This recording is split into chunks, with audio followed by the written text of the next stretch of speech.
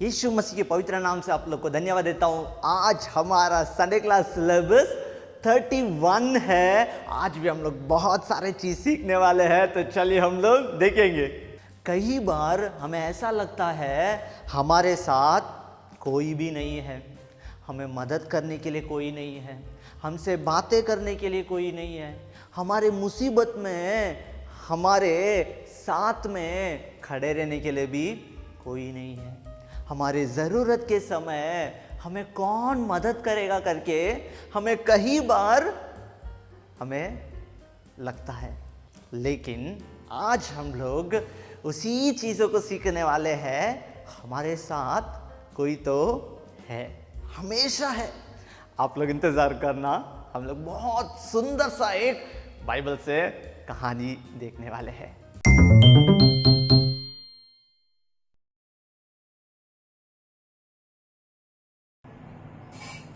Hello बच्चों, आज हम एक कहानी सुनने वाले हैं और ये कहानी में आपको पता है क्या होने वाला है।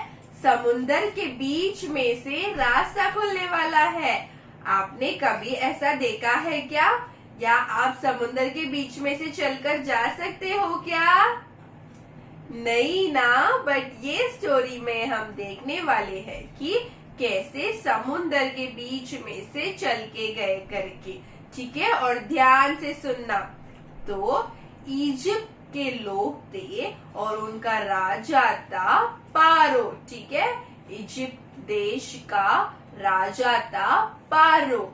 और मिस्रिया जो इजराइल के लोग थे, वो उनके देश में बहुत सारे कष्ट दुख के दिन थे। ठीक है, तो वहां पे उनके लिए खाने के लिए कुछ नहीं था, ना ही काम करने के लिए कोई नौकरी थी।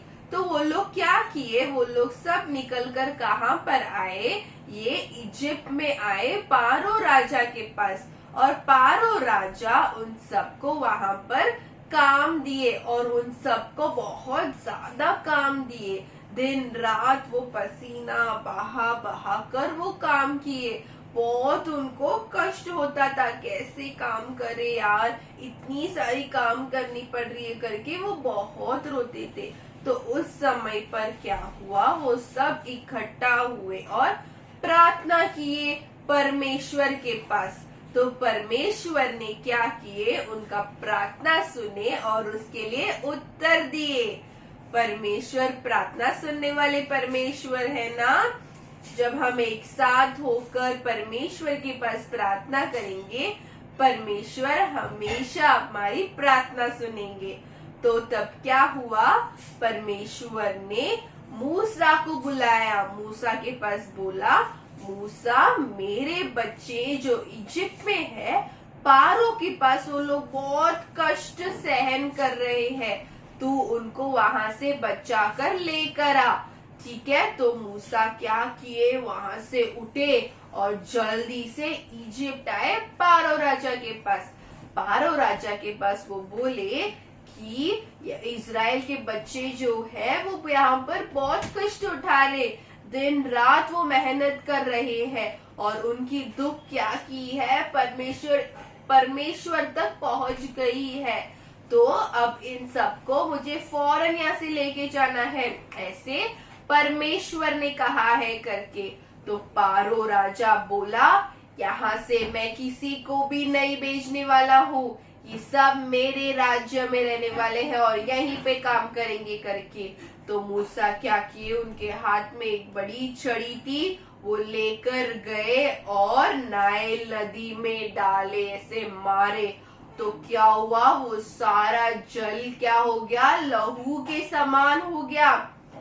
पानी कौन से कलर में होता है, ट्रांसपेरेंट होता है ना। बट यहाँ पर जब मूसा ने ऐसे उनके हाथ में की छड़ी मारी, तो पूरी पानी लहू जैसी हो गई, लाल लाल हो गई। अभी ये पानी आप पी सकोगी क्या? नहीं ना, अभी ये पानी ना पी सकते हैं, ना नहा सकते हैं, ना गाय भैंस ये पानी पी सकेगी, न या कपड़ा धो सकते हैं। पानी कितना इम्पोर्टेंट है ना हमारे लिए। तो पानी नहीं था, तो पारो राजा क्या किए, मूसा मूसा तू जल्दी आ जा और क्या कर, तूने लोगों को लेके जा। ये क्या पानी पूरा लाल लाल लहू के समान हो गया, हम ये पानी नहीं पी पाएंगे करके। तो क्या किए, वो सारे लोगों को लेके जाने के लिए मूसा तैयारी कर रहे थे। और तब भी पारो राजा ने देखा कि पानी फिर से पहले जैसा हो गया, तो सबको वापस लेकर आकर अंदर रख लिए। फिर उसके बाद भी फिर से मूसा जाके पूछे, तभी भी वो मना कर दिए। तभी क्या आया, मेंढक आया, फ्रॉग आया, सब जगह पर फ्रॉग था, तभी भी वो नहीं छोड़े। फिर उसके बाद कुटकिया आया, मतलब जू, लाइज आए हर जगह पे। हमारे बाल में थोड़ा सा जू रहता है तो कितनी खुजली होती है ना, तो वहां के सारे लोगों के बालों में और शरीर में खुजलियां होने लगी। तो क्या हुआ, पहले क्या हुआ, पहले जल खून के समान हुआ, फिर मेंढक आया, फिर कुटकिया आया, फिर उसके बाद क्या हुआ, झुंड के झुंड डास, मतलब मक्खियां, फ्लाइज आए, हर जगह पर फ्लाइज थे। फिर भी पारो राजा उनको नहीं भेजे। फिर उसके बाद घोड़े, गाय, बैल का मरना, उनके पास जो भी लाइफ स्टॉक्स थे वो सारे क्या हुए, मर गए।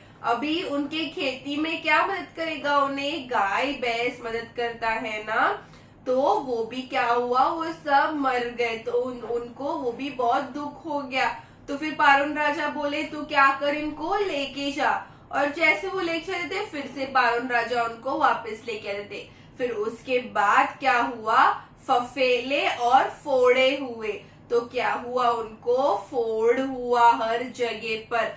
फिर भी क्या हुआ, पारो राजा उनको नहीं भेजे। फिर उसके बाद ओले बरसात हुए, हेल स्टोन्स, पत्थर का बारिश हुआ, फिर भी पारो राजा नहीं भेजे। फिर उसके बाद टुडिया हुई, फिर भी नहीं भेजे। फिर उसके बाद गर अंधकार हुआ, गौर अंधकार हुआ, फिर भी पारो राजा नहीं भेजे। अंधकार इतना छा गया था कि रोशनी ही नहीं थी, फिर भी पारो राजा नहीं भेजे। फिर लास्ट में पता है क्या हुआ, लास्ट में ना पहले लौते बच्चे का मरना हुआ। और ये सारे चीज सिर्फ इजिप्ट के लोगों के लिए हुआ, इजराइल के लोगों के लिए नहीं था, मिस्त्रिया के लिए नहीं था, क्योंकि वो परमेश्वर के बच्चे थे। फिर क्या हुआ कि पारो राजा बोले कि तू इन सबको क्या कर, लेके चले जा, मुझे मेरे लोगों को बचाना है करके पारो राजा ने इजराइल के लोगों को भेज दिया। अभी मूसा सबको लेके जा रहे और गए तो देखा तो बड़ा सा रेड सी आया, लाल समुंदर आया। अभी उसमें से कैसे चल के जा सकते हैं, रेड सी और समुंदर के ऊपर से चल के जा सकते हैं क्या हम लोग, नहीं ना। तो फिर क्या हुआ, वो उनके हाथ में जो छड़ी था, यीशु ने बोला वो छड़ी को पानी में रखो। तो क्या हुआ, पानी के बीच में से रास्ता हुआ और पानी क्या हुआ, दोनों साइड में पिलर के समान खड़ा हो गया।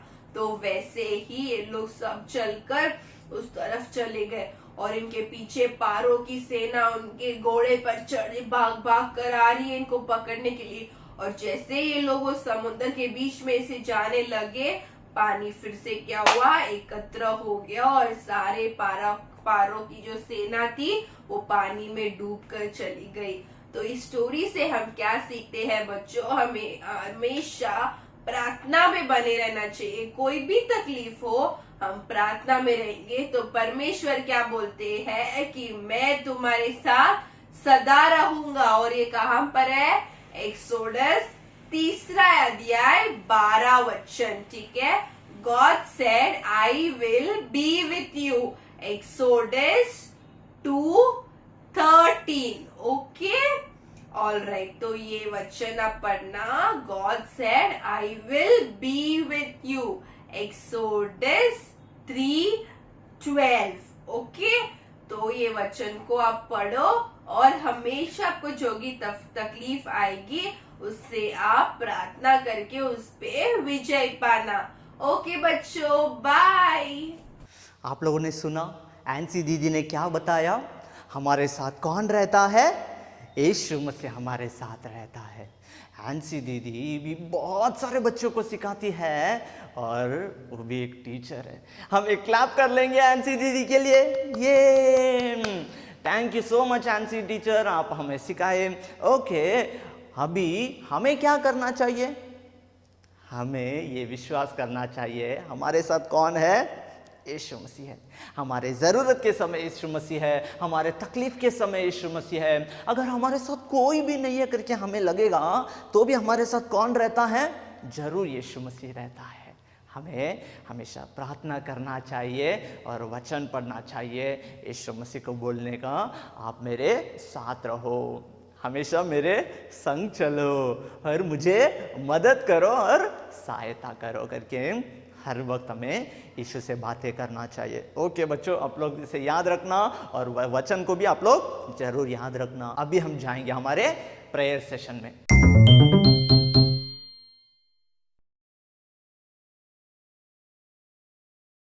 आज हम लोग एक चीज के लिए प्रार्थना करेंगे। कई बार हमें विश्वास नहीं होता है कि हमारे साथ यीशु मसीह है करके।